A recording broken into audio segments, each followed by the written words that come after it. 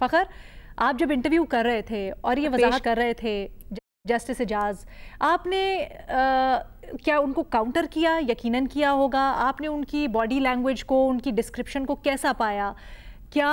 बाद में जो लगने वाले सारे के सारे इल्ज़ामात हैं उस वक्त की अदलिया के ऊपर, साकिब निसार का किरदार, आसिफ सईद खोसा का किरदार, उससे मुतल्लिक क्या उनमें ज़रा सी भी तशवीश थी या वो बिल्कुल कंटेंट थे कि कोई किसी किस्म की सहूलतकारी या मुदाखलत नहीं थी? अलीना, बिल्कुल मैंने इस हवाले से जितने भी सवाल पूछे और उनसे जो ख़ास तौर के ऊपर मुदाखलत के हवाले से और सहूलतकारी के हवाले से स्पेसिफ़िकली ये सवाल पूछा था, क्योंकि जिस तरह आपने भी बताया शुरू में कि जस्टिस शौकत अज़ीज़ सिद्दीकी के हवाले से जब ये जनरल फैज़ हमीद की मुलाकात का ये एक ओपन जो अदलिया में ये स्टेटमेंट उनकी जमा है कि वो किस तरह जनरल फैज़ हमीद वो इंटरफेयर कर रहे थे, तो क्या आपको भी किसी जनरल ने या किसी मिलिट्री ऑफिशियल ने अप्रोच किया था बतौर पानामा बेंच के एक मेंबर के तौर के ऊपर? तो उस पे उन्होंने कहा कि उनकी सिर्फ पूरी जो बतौर एक जज की जो लाइफ है, सिर्फ एक दफ़ा ही एक मिलिट्री जनरल से मुलाकात हुई थी और वो उस time core commander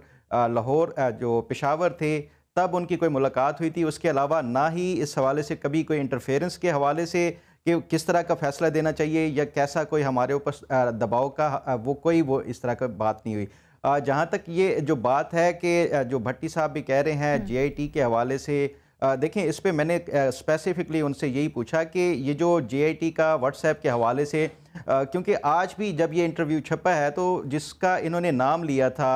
justice Ejaz Afzal साहब का, जो एससीसीपी के चेयरमैन ज़फ़र हिजाजी,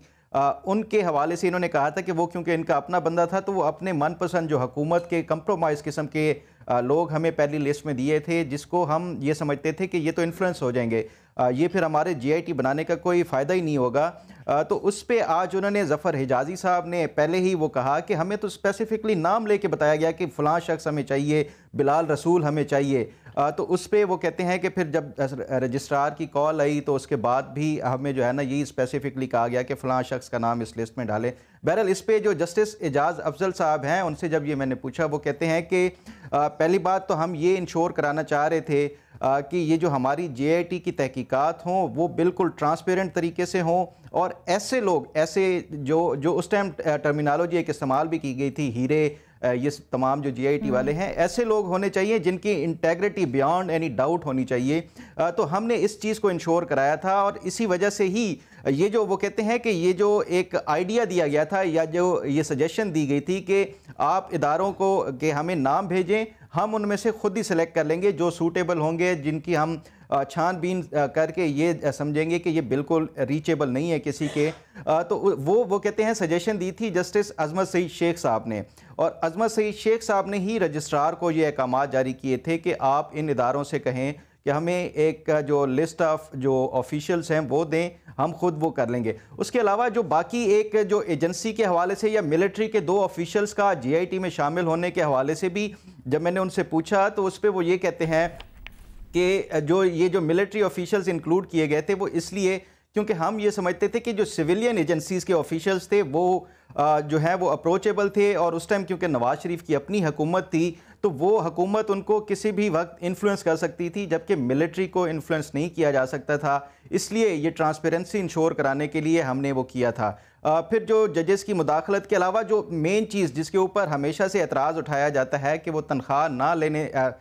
जो लेने के बावजूद उनको नाअहल किया गया था, वो उस पर अब भी कायम है। वो कहते हैं कि एक तो लोग जो है वो अपने जो ये फैसले हैं वो उसको डिटेल में पढ़ते नहीं है, अगर पढ़ते तो फिर उनको समझ आती कि किस बुनियाद के ऊपर हमने इनको नाअहल किया था। ख़ास तौर के ऊपर जो तनख्वाह का एक तासुर दिया जाता है, वो कहते हैं कि 10,000 दरहम वाला, ये 10,000 दरहम नहीं है, 2006 से लेके 2013 तक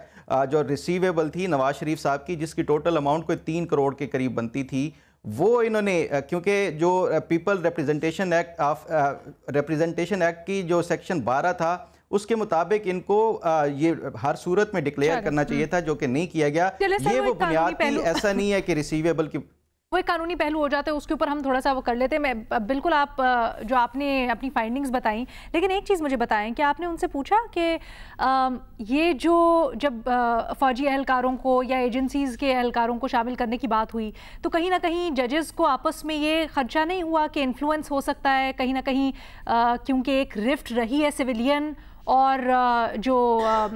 फ़ौजी हुकाम हैं उनके दरमियान में और नवाज शरीफ का किरदार ऑब्वियसली, तो उससे मामला बिगड़ भी सकता है। बिल्कुल स्पेसिफिकली अलीना, मैंने ये एक स्पेसिफिकली सवाल पूछा खासतौर के ऊपर ये जो 2 मिलिट्री ऑफिशियल्स की इंक्लूजन के हवाले से। मैंने उनसे पूछा कि ये उस टाइम सवालात उठाए गए थे खासतौर के ऊपर कि ये जो ऑफिशियल्स आपने वो किए हैं वो डॉन लीक्स में भी गालबन उस टाइम ये उनकी जो JIT बनाई गई थी उसमें भी ये शामिल थे, तो आपने ये इंश्योर नहीं कराया था कि कोई इनका कॉन्फ्लिक्ट ऑफ इंटरेस्ट ना हो या ऐसे ऑफिशियल्स होने चाहिए? तो उस पर उन्होंने कहा कि हमें इस हवाले से कोई इल्म नहीं था। अगर ये शरीफ फैमिली ये उस टाइम समझती थी कि ये कोई कॉन्फ्लिक्ट ऑफ इंटरेस्ट का मामला है या उनके कोई पहले से कोई इस तरह के बाइसेस हैं इन ऑफिशियल्स के हवाले से, तो ये सुप्रीम कोर्ट में एक दरख्वास्त दायर करके उसके ऊपर एतराज़ वो उठा सकते थे और उसको तब्दील किया जा सकता था। लेकिन ये जो इनकी इंक्लूजन थी वो सिर्फ और सिर्फ हमने ट्रांसपेरेंसी इंश्योर करने के लिए, और दूसरा ये कि अप्रोच ना किया जा सके किसी JIT के मेंबर को, उसको इंश्योर करने के लिए हमने ये इन एहलकारों को लगाया था। ये तो आपने अपने रिपोर्टर के जाविये से बता दिया, रिपोर्ट कर दिया जो सारा कुछ आपने अपनी ऑब्जर्वेशंस थी। अब ज़रा तज्जियाकार का हैट पहन के ये बताएं कि क्या जो वो बातें कर रहे थे आप उससे सेटिस्फाई हुए? अलीना देखें, इसमें जो बुनियादी तौर के ऊपर सवाल है वो ये है कि जो ख़ास तौर के ऊपर JIT बनाने के लिए स्पेसिफिकली लोगों का इंतखाब करना या नाम लेके कि हमें ये लोग चाहिए, ये सुप्रीम कोर्ट काम नहीं है या ये जजेस का काम नहीं है, ये इंतज़ामिया की काम है JIT के हवाले से जो मेंबर्स वो करने के लिए। तो मेरा ख्याल है कि ये जो है ये पहले भी जो सवालात उठाए गए थे ये बिल्कुल दुरुस्त उठाए गए थे, ख़ास तौर के ऊपर ये जो व्हाट्सएप के ज़रिए JIT बनाने के हवाले से। जबकि उसके अलावा भी ये जो कि किस किस रुकन को होना चाहिए, इसमें जो फ़ौजी एहलकारान को होना चाहिए या नहीं चाहिए, ये जजेस का काम नहीं था जो कि इन्होंने फैसला किया था। ठीक है, इसके ऊपर मज़ीद भी बात करते हैं। सलीम साफ़ी साहब, क्या राय है आपकी, क्या काबिल कबूल है उनका मौक़िफ़? देखिए, जो पानामा केस था उसका फैसले के वक्त भी मेरा यही मौक़िफ़ था कि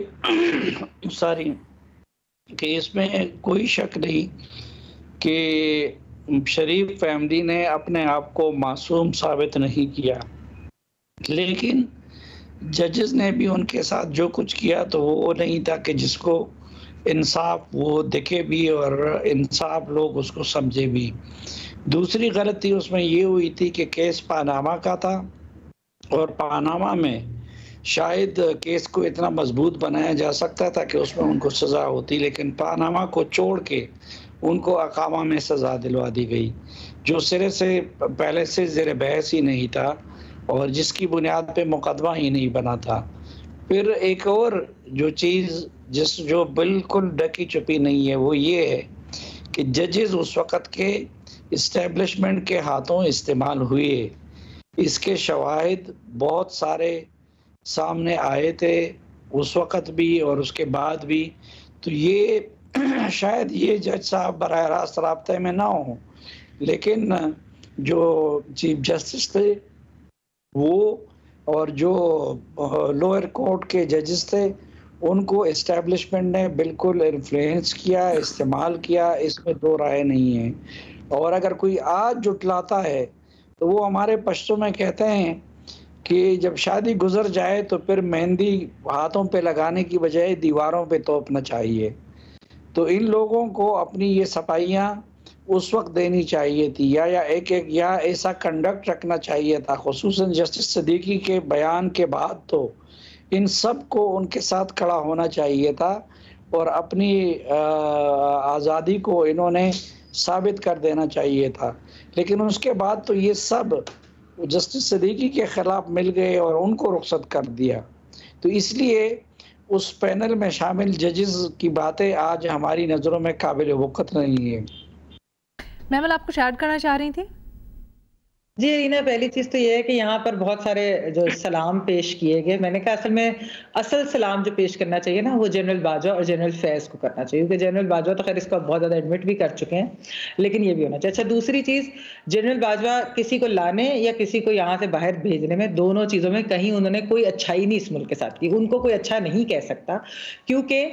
जिस तरीके से जो मुल्क को नुकसान हुआ है उनकी वजह से जो आज एक हाइब्रिड निज़ाम का तोहफा हमें मिला हुआ है, जिस तरीके से 63A की जजमेंट दिलवाई गई और उसके बाद एक पॉलिटिकल केओस, और उनके सारे एक्सपेरिमेंट्स की वजह से और जो कुछ हुआ वो हमारे सामने है, जिस तरह से वोटर्स डिसएनफ्रेंचाइज हुए और वो आज तक चलती जा रही है। अच्छा, फिर ये सवाल जो है वैसे जफर हिजाजी साहब से पूछ लीजिए, ये फखर भी आपको बता सकते बात कि उनके साथ क्या हुआ। फिर आसिफ बशीर चौधरी साहब जिनकी मैंने बात की, इस वीडियो बनाने के बाद उनके साथ क्या हुआ। फिर शौकत अजीज सिद्दीकी साहब जिन्होंने ये बात की तो वो क्यों अकेले रह गए अदलिया के अंदर। अगर ये अदालत इतने ही अच्छे फैसले कर रही थी कि इनको सलाम करने की जरूरत है तो अपने ही जो जज थे उनसे तो पूछ लेते कि उनके वो जो बात करें उसके अंदर कितना दम है। जज बशीर साहब वाली चीज तो सामने आ गई है। जज साकिब निसार साहब को डैम फंड की और बाकी चीजों की ज्यादा फिक्र थी, उनको ये नहीं था कि हो क्या रहा है, उनकी अदलिया के अंदर क्या हो रहा है। अच्छा, पैनामा की बात है, चले बिल्कुल जिस तरह अभी साफी साहब ने भी बात की कि हुक्मरानों को बिल्कुल जवाब देने चाहिए, लेकिन क्या यहाँ पर केस ये बनाया गया था कि वो जवाब दे या ये कि एक आमे पे निकाल दें। ये केस को किस तरीके से प्रोसिक्यूट किया, किस तरीके से केस चला, एंड पर क्या पैनामा के ऊपर, क्या एवनफील्ड, क्या इन चीजों के ऊपर निकाला गया था, किस चीज के ऊपर निकाला गया था। ये जो सवाल है ना, ये करने जरूरी है। देखिए, वजाहत के ऊपर मैं क्यों कह रही हूँ कि काबिल कबूल नहीं है, वो इन वजूहात की वजह से है। यहाँ पर ये कोई नहीं कह रहा कि आप उनको डिफेंड करें अगर उनके पास जवाब नहीं है या उनके पास मनी ट्रेल नहीं है, बाकी चीजें नहीं है। असल चीज ये कि क्या केस चला सही तरीके से, क्या सही बात पे निकाला गया, क्या कानूनी तौर पे निकाला गया। नहीं, मिलिट्री एस्टैब्लिशमेंट और जुडिशियल एस्टैब्लिशमेंट ने मिलकर एक फैसला किया, उनकी मिली भगत से एक चीज हुई कि एक इलेक्टेड प्राइम मिनिस्टर को इस तरीके से निकाला गया। और ये अब सबके सामने है। और जैसा मैंने कहा कि एक हाइब्रिड का तोहफा बाजवा साहब देकर गए थे, वो अब हम पर मुसल्लत हो चुका है और मजीद बद से बदतर होता जा रहा है। बहुत शुक्रिया उनका।